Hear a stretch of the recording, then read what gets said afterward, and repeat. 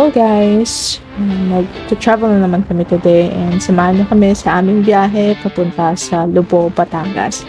At dahil nga birthday ni Love ngayon, so eto isipan namin na mag-travel pero dito lang sa malapit at sobrang init din kasi ngayon, so ayaw na rin namin masyadong umiyahe ng malayo.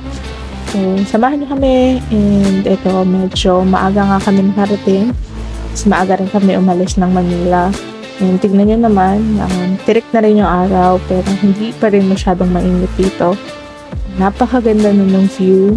And it means malapit na kami sa aming pupuntahan.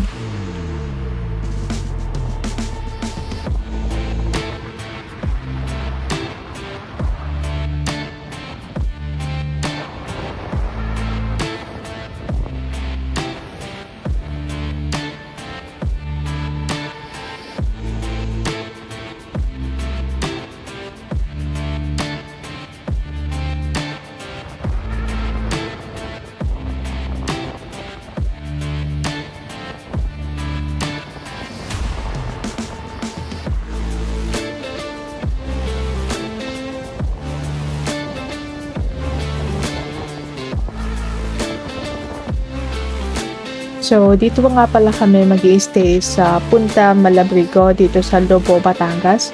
Magka-camp kami dito and may baon din pala kami mga tent. So, ayan na yung setup namin. And kung mapapansin nyo, napakaganda ng place at ito nga siya sa gabi.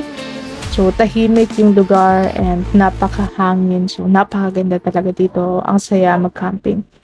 And ito, umaga na. Di na namin na-videohan yung mga ginawa namin nung tanghali hanggang hapon. Pero kumain kami, nagluto kami dyan. So, tignan nyo naman yung view dito. Morning nga to. So, napakakalmado lang. Wala masyadong tao. At ito pala, ulit, yung Punta Malabrigo. Kung makikita nyo, napakalinis ng lugar and hindi siya crowded, so masarap talaga mag-stay dito and napakagandang mag-camping. So ayan nga si Love, nagluluto siya ng aming breakfast kasi nga din next day na to. So, lagi naman siyang in charge sa pagluluto and syempre malalayo yung konting kulitan.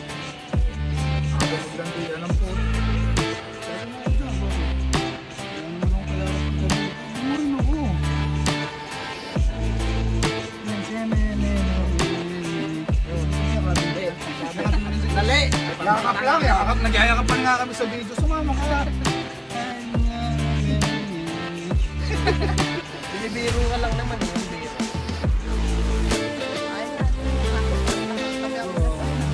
Gumagana na to?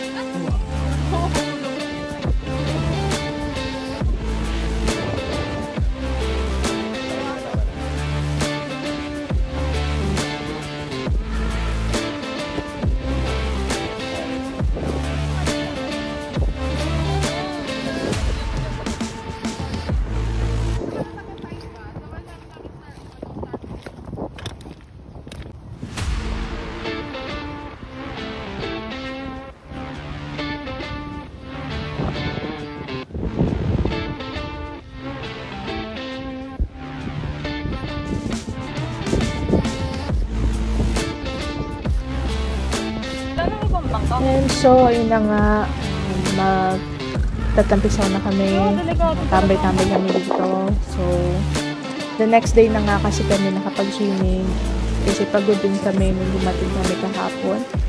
Ayun, kung makita nyo, medyo malakas yung alon dito, kaya tambay-tambay lang. Meron din talagang makulit dito, so tignan nyo. Kaya ako lang makikita nyo dito, haharangan ko kayo.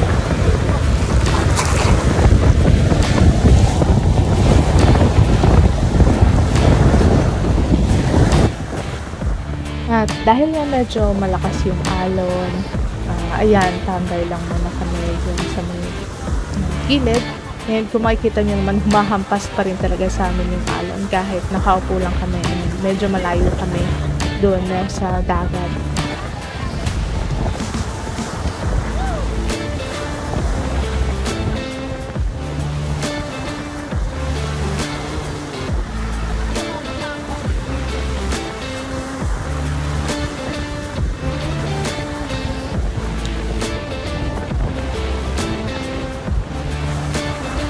So, si Love lang yung lumangoy-langoy. Ayan.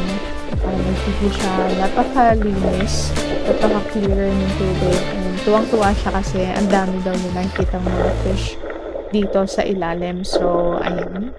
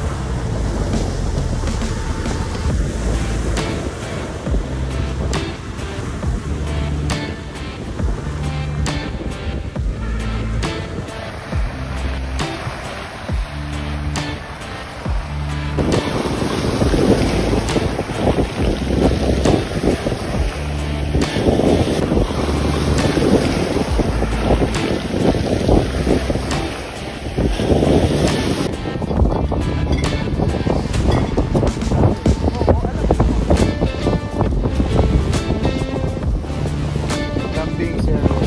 2.0.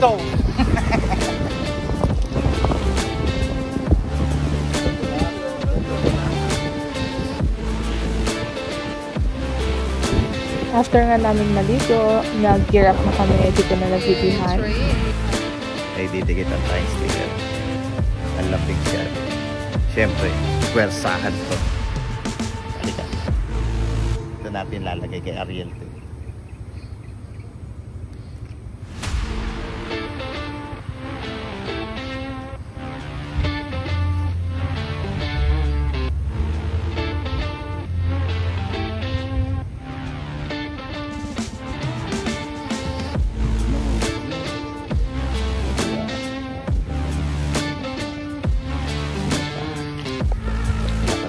Bago eh, so hindi natin pwede lagyan talaga. Ito secret.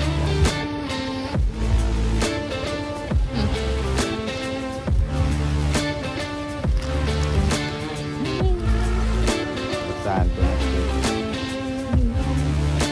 Dito tayo sa gitna. Para makita niya mamaya mabibigat siya.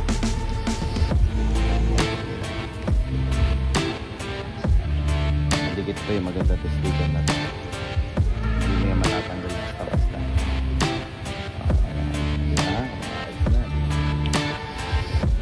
Ilangkin na natin sila. Ilangkin na natin. So, after nga pala namin sa dagat, nagpunta kami dito sa Malabrigo Watchtower. Nasa taas lang to nung beach na pinuntahan namin. So, ayan pala yung view.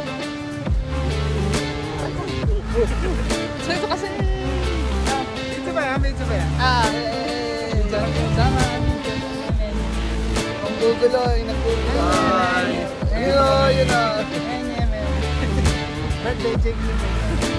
Kung makita nyo naman, napakaganda ng view ng dagat from above.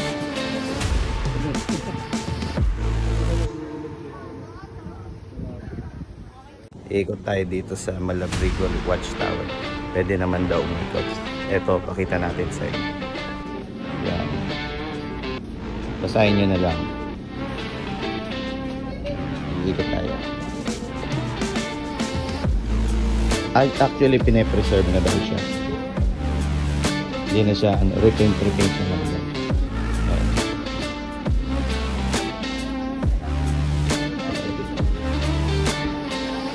Ayan sila sir. Sila ang mga ano dito namamayani sa tourism. Thank you. At nape-preserve yung mga ganito. Ito tayo sa likod. Sa mismong lighthouse. Yan, may solar sila dito. Sabi gumagana pa daw yung watchtower. Ito yung lighthouse. Yan, gumagana. Pero kaso, bawal na daw siyang akyatin. Ikot tayo dito. Bawal na kasi pumasok. Delikado daw yung bubong. Hindi daw nila ginagawa. Baka daw bumaksak. Eh, sarado siya.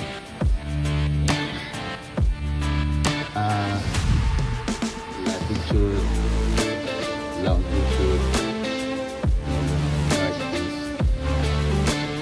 Hindi ko alam ano yung feeling niya. Parang siguro ko nasa dito. Dito malaki dito. Sabi daw lalagyan daw ng CR. Daan pala doon. Dito pala iyan. Iyan na daan. Dito tayo.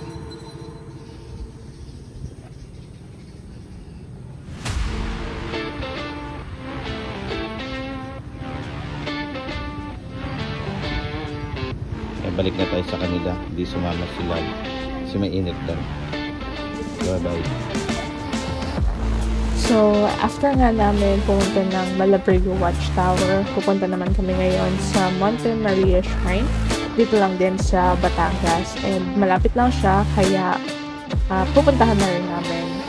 Ito na yung side trip namin bago kami umuwi. And kung makikita nyo naman, napakaganda talaga nung dagat, nung view ng dagat. Ayan. And masyado talaga namin na-enjoy yung view. Kasi kung titignan nyo naman, napakaganda talaga niya. So, endless din yung pagkuha namin ng video. And meron pa kami nakita dito. Hindi namin sure kung ano tong barko na to. So, kung alam nyo, comment nyo na lang para at least alam din namin kung anong tawag dito. Ngayon nire-refill ata sila dyan sa barko na yan.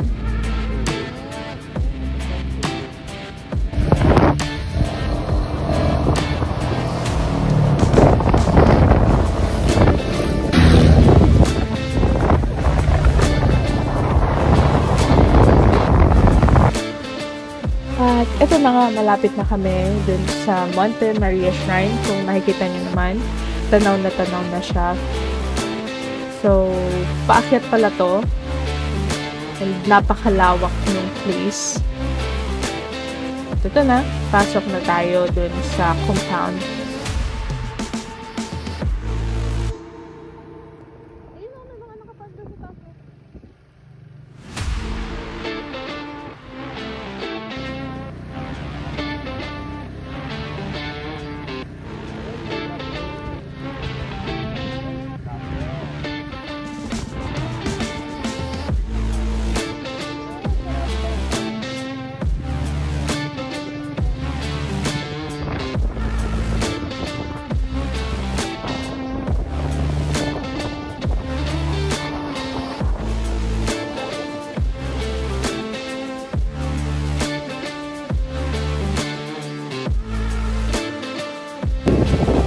Samahan nyo kaming umakyat doon sa shrine. Medyo nakakapagod, mainit din kasi to, tirik yung araw. Siguro mga 12 p.m. nung dumating kami dito, or 1 na ata. Kung makikita nyo, meron din ginagawa dito. Chinek din pala namin yung kabuuan ng project na gagawin dito. Mamaya pakita ko sa inyo yung video. Napakagandang project pala nito pag natapos, and I think dadayuhin talaga to after. Kung makikita nyo, napakaganda rin talaga ng view dito. Ayun yung dagat. Tirik na tirik talaga yung araw. Pero okay lang, worth it naman yung view.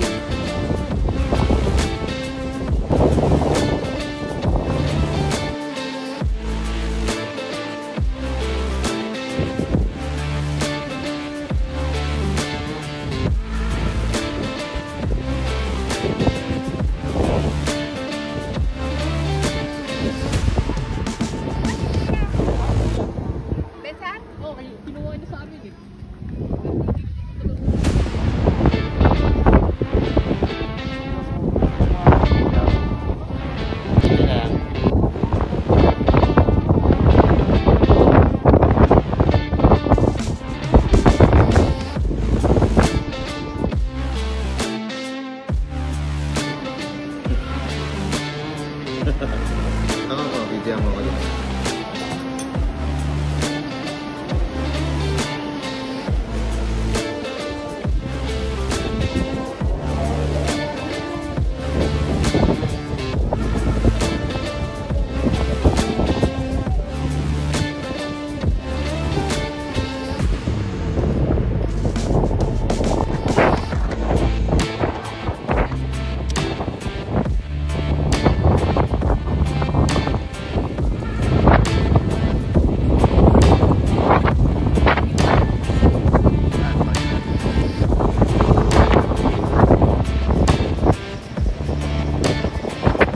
So, yung project na binabanggit ko kanina, ito pala yon, magiging kabuuan niya.